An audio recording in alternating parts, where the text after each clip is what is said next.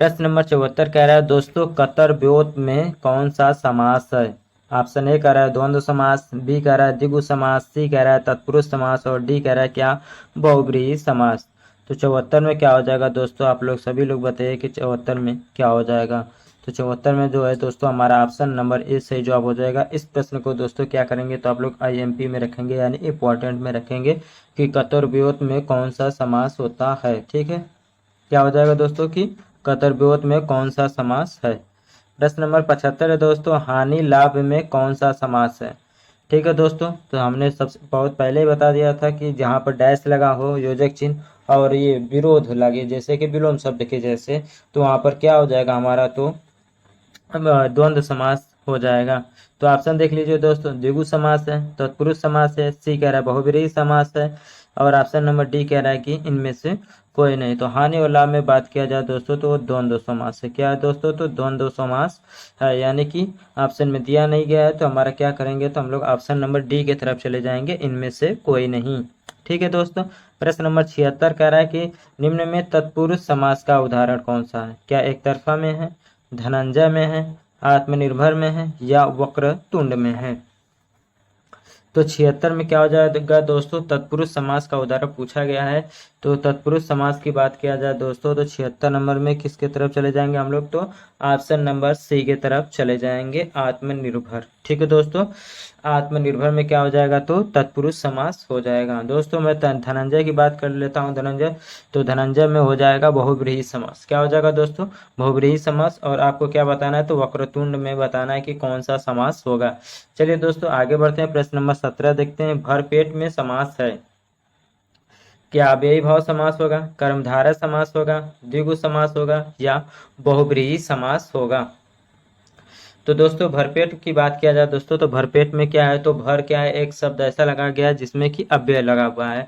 तो अव्यय जिसमें लगा रहेगा दोस्तों उसमें क्या हो जाएगा तो अव्ययी भाव समास हो जाएगा। क्या हो जाएगा दोस्तों तो अव्ययी भाव समास हो जाएगा। वही अव्ययी भाव समास, कर्मधारय समास की बात किया जाए दोस्तों, द्विगु समास की बात किया जाए दोस्तों और तत्पुरुष समास की बात किया जाए दोस्तों तो इसमें दूसरे पद की प्रधानता होती है।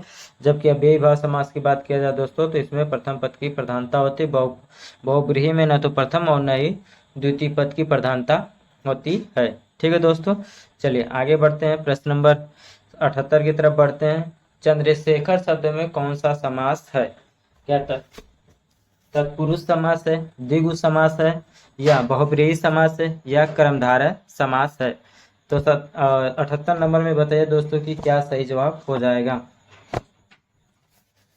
तो चंद्रशेखर की बात किया जाए दोस्तों तो इसमें बहुब्रीहि समास हो जाएगा। चंद्र पर है शिखर जिसके, क्या हो जाएगा इसका दोस्तों कि चंद्र पर है शिखर जिसके, यानी कि किसके तो शंकर जी, यानी कि 78 में क्या हो जाएगा तो ऑप्शन नंबर सी सही जवाब हो जाएगा। ठीक है दोस्तों, चलिए प्रश्न नंबर 79 देख लेते हैं। कह रहा है कि लंबोदर उदाहरण है बहुब्रीहि समास का या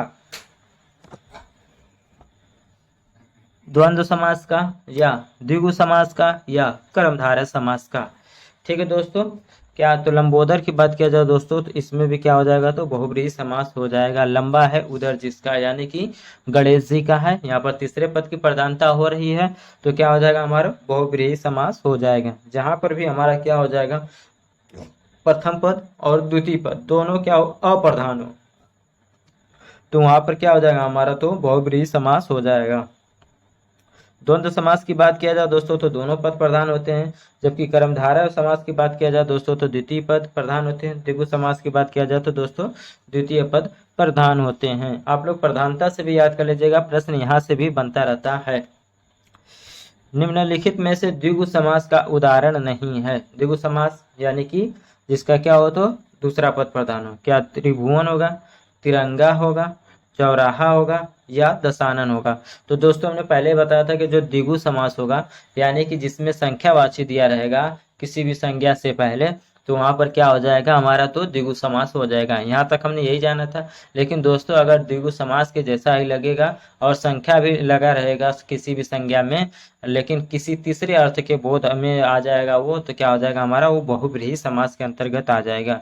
ठीक है दोस्तों। तो त्रिभुवन एक ऐसा शब्द है जिसमें कि द्विगु समास है, तिरंगा में भी द्विगु समास है, चौराहा में भी द्विगु समास है। लेकिन दशानन, यहाँ 10 जो है संख्यावाची दिया है दोस्तों, लेकिन यहाँ आनन दिया है, यानी कि मुख। आनन का मतलब क्या होता है दोस्तों, मुख, यानी 10 मुख वाला, यानी कि क्या, तो रावण। यानी कि ऑप्शन नंबर डी क्या हो जाएगा, तो हमारा बहुव्रीहि समास के अंतर्गत आ जाएगा, जो कि द्विगु समास के उदाहरण में ये नहीं आता। इसलिए हम क्या करेंगे, तो 80 में हमारा क्या हो जाएगा, तो ऑप्शन नंबर डी सही समास, डी सही ऑप्शन हो जाएगा। 81 में पूछ रहा है अनायास में समास है, द्विगु समास है, नए समास है, द्वंद्व समास है, या कर्मधारय समास है। तो दोस्तों अनायास में आप लोगों को समास बताना कि कौन सा समास होगा। तो दोस्तों एक तत्पुरुष समास के अंतर्गत आता है नए तत्पुरुष समास। क्या होता है दोस्तों, नए तत्पुरुष समास, जिसमें क्या होता है, तो पहला पद निषेधात्मक होता है, जो निषेध के बाद में बताता है, जैसे असभ्य, जिसमें निषेध हो। ठीक है दोस्तों, क्या हो जाएगा, असभ्य, अनंत।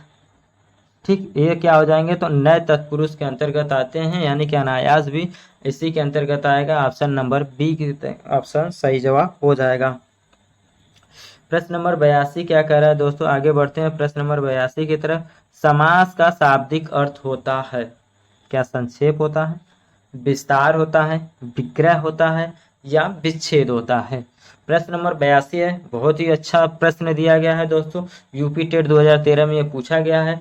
तो समास का जो शाब्दिक अर्थ होता है वो संक्षेप होता है। क्या होता है दोस्तों, तो संक्षेप होता है। और समास के पदों को अलग अलग करने की जो प्रक्रिया होती है वो विग्रह कहलाती है। क्या कहलाती है दोस्तों, जो कि ऑप्शन सी में दिया गया, तो वो विग्रह कहलाती है। और 82 में हम लोग क्या करेंगे, तो प्रश्न के अकॉर्डिंग, क्वेश्चन के अकॉर्डिंग हमारा ऑप्शन नंबर ए सही जवाब हो जाएगा। प्रश्न नंबर 83 कह रहा है कि दशानन में समास है, अभी हमने इसका जिक्र किया। 10 है आनन जिसके, यानी कि 10 आनन, आनन मतलब मुख, यानी कि 10 मुखों वाला, यानी अर्थात रावण। तो तीसरे अर्थ की प्रधानता जहां हो जाएगा दोस्तों, तो वहां पर क्या हो जाएगा दोस्तों, तो बहुव्रीहि समास हो जाएगा। और बहुव्रीहि समास की बात किया जाए दोस्तों, तो इसमें दोनों पद क्या होते हैं, तो अप्रधान होते हैं, यानी कि दोनों पद की प्रधानता, इसमें किसी भी पद की प्रधानता नहीं होती है। प्रश्न नंबर 84 कह रहा है निम्नलिखित में से द्वंद्व समास बताइए, क्या शूकाकुल में है, सर्वोत्तम में है, वीर पुरुष में है, या पाप और पुण्य में है। तो दोस्तों अभी हमने पहले ही बता दिया है कि द्वंद्व समास में क्या हो जाएगा, तो दोनों शब्द के बीच में योजक चिन्ह लगा रहेगा, और दोनों एक दूसरे के क्या होंगे, तो विलोम शब्द की तरह होंगे। तो वहां पर क्या हो जाएगा, तो द्वंद्व समास हो जाएगा। तो ऑप्शन के अकॉर्डिंग आप देखेंगे तो दोस्तों पाप और पुण्य, यहाँ पे योजक चिन्ह भी लगा गया है, और एक दूसरे के क्या है, तो विलोम शब्द के तरीके से भी दिख रहे हैं। तो वहां पर क्या हो जाएगा हमारा दोस्तों, द्वंद्व समास हो जाएगा। यानी 84 हम लोग किस पे क्लिक करेंगे दोस्तों, तो ऑप्शन नंबर डी पर हम लोग चले जाएंगे। चलिए दोस्तों प्रश्न नंबर 85 कह रहा है कि रोग पीड़ित में समास है, कर्मधारय समास है, बी कह रहा है कि द्वंद्व समास है, सी कह रहा है कि बहुव्रीहि समास है, और डी कह रहा है कि तत्पुरुष समास है। तो 85 में क्या हो जाएगा दोस्तों, रोग पीड़ित। अगर इसका आप लोग सामासिक विग्रह करेंगे, पदों को अलग अलग करेंगे, तो रोग पीड़ित का हो जाएगा वो रोग से पीड़ित। क्या हो जाएगा दोस्तों, रोग से पीड़ित हो जाएगा। यानी कि इसमें क्या आ जा रहा है, तो बीच में दो शब्दों के बीच में से आ जा रहा है, यानी कि कारक का बोध हो जा रहा है। और कारक जिसमें आ जाएगा तो उसमें क्या हो जाएगा दोस्तों, तो हमारा ऑप्शन नंबर डी तत्पुरुष हो जाएगा। जहां पर कारक का बोध होगा उसमें कौन सा समास होगा दोस्तों, तो तत्पुरुष समास का बोध होगा। यानी कि 85 में हम लोग क्या करेंगे, तो ऑप्शन नंबर डी सही जवाब करेंगे। प्रश्न नंबर 86 है त्रिवेणी शब्द में कौन सा समास है। बहुत ही अच्छा प्रश्न है दोस्तों, इसको इंपॉर्टेंट में रखिएगा। कह रहा है कि त्रिवेणी शब्द में कौन सा समास है, क्या कर्मधारय समास है, बी कह रहा है बहुव्रीहि समास है, सी कह रहा है कि द्विगु समास है, और डी क्या कह रहा है कि द्वंद्व समास है। तो आप लोगों को बता दें दोस्तों, त्रिवेणी की बात कर ले दोस्तों, तो यहाँ पर क्या हो जाएगा दोस्तों, तो हमारा ऑप्शन नंबर बी सही जवाब हो जाएगा, बहुव्रीहि समास हो जाएगा। त्रिवेणी में कौन सा समास हो जाएगा दोस्तों, तो बहुव्रीहि समास हो जाएगा। चलिए दोस्तों प्रश्न नंबर 84 की तरफ 87 की तरफ बढ़ते हैं कि प्रतिमान में समास है। ऑप्शन नंबर ए कह रहा है कि कर्मधारय है, बी कह रहा है कि ये अव्ययी भाव समास है, सी कह रहा है कि बहुब्रीहि है, और डी कह रहा है कि क्या तत्पुरुष है। तो दोस्तों प्रतिमान यहाँ पर देख रहे हैं कि एक प्रति शब्द लिखा गया है जो कि क्या है तो अव्यय है।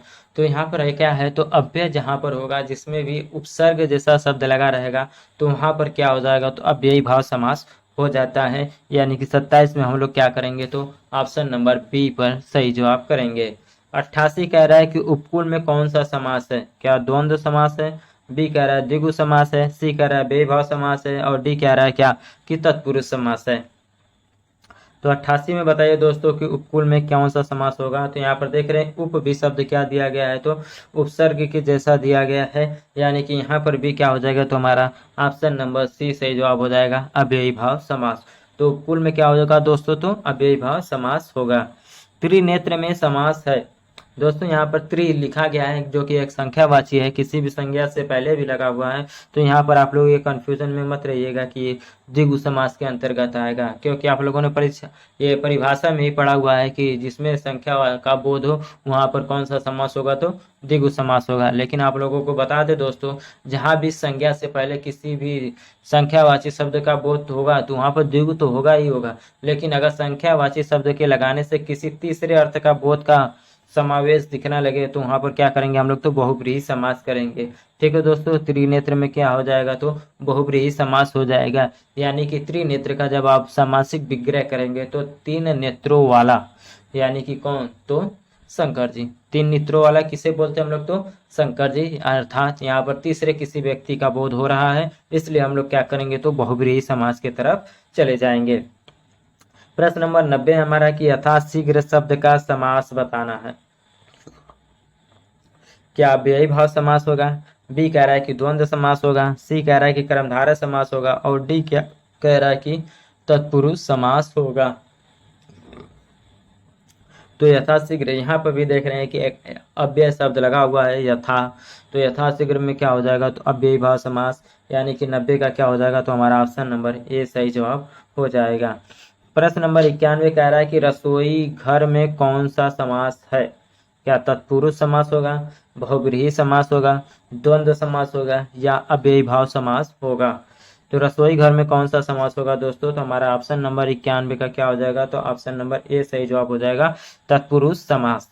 क्या होगा दोस्तों तो तत्पुरुष समास इसका बिल्कुल सही जवाब हो जाएगा। प्रश्न नंबर 92 देख लीजिए दोस्तों, कह रहा है कि आनंद मग्न में समास है, क्या द्विगु समास है, तत्पुरुष समास है, बहुब्रीहि समास है, या कर्मधारय समास है। तो आनंद मग्न 92 में देख लीजिए दोस्तों, तो आनंद में मगन क्या हो जाएगा दोस्तों, आनंद में मग्न, यानी कि कारक हो रहा है, और कारक होगा तो क्या होगा हमारा तत्पुरुष समास होगा। जिस तरह की यहाँ पर रसोई भी है तो रसोई के लिए घर, उसी को हम लोग क्या बोलते हैं तो रसोई घर। यहाँ पर के लिए क्या आ गया तो कारक आ गया, तो यहाँ पर क्या हो जाएगा तो तत्पुरुष समास हो जाएगा। प्रश्न नंबर 93 कह रहा है कि नीलगाय में कौन सा समास है, नीलगाय प्रश्न नंबर 93 दोस्तों। चलिए हमारा ऑप्शन इधर देख लीजिए कि क्या कह रहा है कि तत्पुरुष समास होगा, बी कह रहा है कि अव्ययी भाव समास होगा, सी कह रहा है कि कर्मधारय समास होगा, और डी कह रहा है कि द्विगु समास होगा। ठीक है, तो नीलगाय में पूछ रहा है, किसमें दोस्तों तो नीलगाय में। हमारा प्रश्न उस पार चला गया तो उसको मैं एक बार लिख दे रहा हूँ कि नीलगाय में पूछ रहा है कि कौन सा समास होगा। चलिए ऑप्शनों को देख लीजिए, ए बी सी आपके सामने दिया गया है। प्रश्न नंबर 93 है, तो किसमें नीलगाय में क्या है तो कर्मधारय समास है, यानी कि ऑप्शन नंबर सी सही जवाब हो जाएगा। निर्विवाद में समास है, तो यहाँ पर भी देख रहे हैं क्या है तो निर लगा हुआ है जो कि क्या है एक उपसर्ग है, और जहाँ भी उपसर्ग होगा वहाँ पर हम लोग क्या करेंगे तो अव्ययी भाव की तरफ चले जाएंगे। तो चलिए दोस्तों ऑप्शन देखते हैं कि अव्ययी भाव समास इसमें दिया गया है कि नहीं। ए कह रहा है कि कर्मधारय, बी कह रहा है कि अव्ययी भाव समास, यानी कि हमारा क्या हो जाएगा तो ऑप्शन नंबर बी सही जवाब हो जाएगा। निर्विवाद में क्या हो जाएगा तो अव्ययी भाव समास हो जाएगा।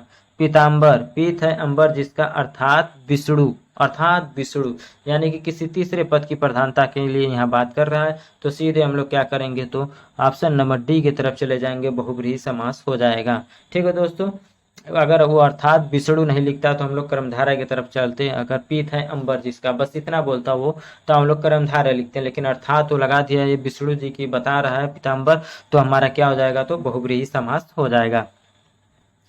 पंचवटी में समास है? क्या द्वंद्व समास है, कर्मधारय समास है, द्विगु समास है, और ऑप्शन नंबर डी कह रहा है कि तत्पुरुष समास है। तो 96 में क्या हो जाएगा दोस्तों, तो हमारा ऑप्शन नंबर सी सही जवाब हो जाएगा, द्विगु समास। पंचवटी में कौन सा समास होगा दोस्तों, तो द्विगु समास हो जाएगा। प्रश्न नंबर 97 है दोस्तों और 98। ठीक है, हस्तलिखित में समास है? क्या कर्मधारय समास होगा, बी कह रहा है कि तत्पुरुष समास होगा, सी कह रहा है कि बहुब्रीहि समास होगा, और डी क्या कह रहा है, तो द्वंद्व समास होगा। तो 97 में क्या हो जाएगा दोस्तों, हस्तलिखित यानी कि हाथ से लिखा हुआ, यानी कि तत्पुरुष समास। ठीक है दोस्तों, क्या हो जाएगा हस्तलिखित में, तो तत्पुरुष समास हो जाएगा। प्रश्न नंबर 98 है कि घनश्याम में कौन सा समास है?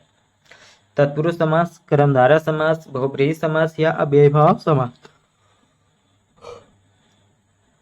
तो घनश्याम की बात किया जाए दोस्तों, तो इसमें क्या हो जाएगा, तो कर्मधारय समास हो जाएगा। कौन सा समास होगा दोस्तों, तो कर्मधारय समास होगा।